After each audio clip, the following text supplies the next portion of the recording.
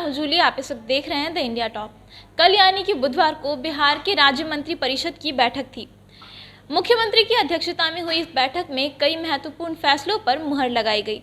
इसमें से पहला निर्णय ये था कि बिहार के जितने भी सरकारी स्कूल के 2 करोड़ 10 लाख विद्यार्थी हैं, उन्हें सरकारी नीतियों का लाभ उठाने के लिए 75% हाजिरी ज़रूरी होती थी।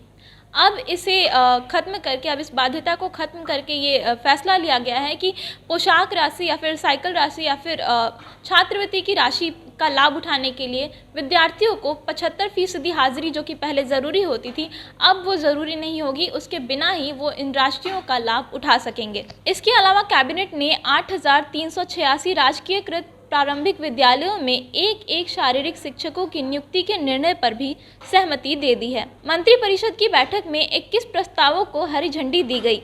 बैठक के बाद कैबिनेट के अपर मुख्य सचिव संजय कुमार ने बताया कि कोरोना के कारण सरकारी स्कूलों में बच्चों की उपस्थिति नहीं हो पाती थी, जिसकी वजह से बच्चे स्कूल जाना कम कर दिए थे और उनकी हाजिरी 75% नहीं हो पाती थी, जिसकी वजह से वो सरकारी सुविधाएं हैं जैसे कि साइकिल राशि हो गई, पोशाक राशि या फिर छात्रवृत्ति, इनका फ़ायदा नहीं उठा पा रहे थे। तो अब इसे ख़त्म कर दिया गया है। अब इस बाध्यता को ख़त्म करके ये मंजूरी दे दी गई है कि बिना 75% हाजिरी के भी विद्यार्थी इन योजनाओं का लाभ उठा सकेंगे।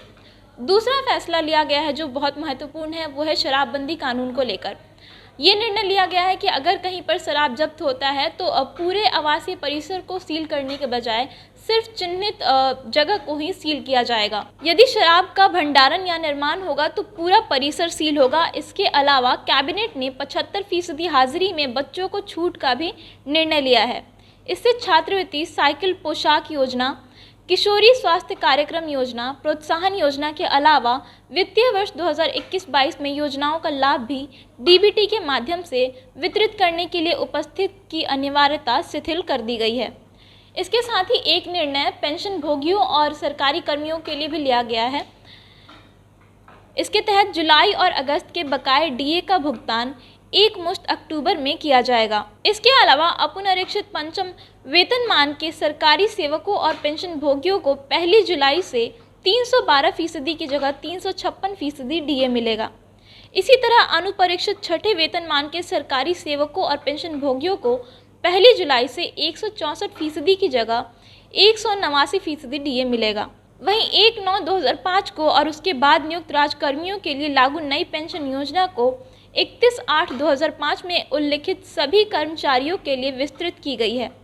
वाहन दुर्घटना के मुआवजा वादों पर त्वरित निपटारे के लिए गठित राज्य स्तरीय दावा न्यायाधिकरण के संचालन के लिए अपर डीटीओ और समकक्ष स्तर के 2 पद, मोटर यान निरीक्षक के 2 पद, अशुलिपिक, उच्च वर्गीय लिपिक और निम्न वर्गीय लिपिक के 1-1 पदों के सृजन की स्वीकृति भी दे दी गई है। बिहार राज्य हस्तकरघा एवं हस्तशिल्प निगम और बिहार राज्य औषधि एवं रसायन विकास निगम के कर्मियों के वेतन के लिए 77.5 करोड़ की स्वीकृति भी दे दी गई है। तो ये थे वो महत्वपूर्ण फैसले जो कि कल हुई कैबिनेट की बैठक में लिए गए। मुख्यमंत्री की अध्यक्षता में ये बैठक हुई थी और उसके दौरान इन फैसलों पर मुहर लगाई गई है। खबरें ऐसी और भी हैं जो हम आप तक लगातार पहुंचा रहे हैं। अगर आप उन खबरों को देखना चाहते हैं तो हमारे YouTube चैनल को सब्सक्राइब कर लें। अगर आप ये वीडियो हमारे फेसबुक पेज पर देख रहे हैं तो पेज को लाइक और फॉलो करना ना भूलें। धन्यवाद।